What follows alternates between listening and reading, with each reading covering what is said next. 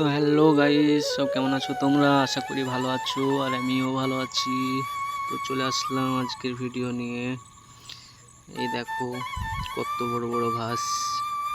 চলে যাচ্ছি কোম্পানির দিকে। এখন বাজে সকাল 8টা। চারিদিকে শুধু মাঠ আর মাঠ, দেখতেই পাচ্ছ। চলে আসছি কোম্পানির গেটের সামনেই। এই যে আমাদের কোম্পানির ভিতরে গাড়ি লেগে আছে, আজকে মাল লোডিং হবে। এই মালগুলা রং হচ্ছে, এই আমাদের রং মিস্ত্রি। এই রংটা কমপ্লিট হয়ে গেলেই এই 3টে মাল চলে যাবে। একটা অলরেডি রং হয়ে গেছে, 2 নম্বরে চলছে, আর একটা বাকি আছে রং করতে।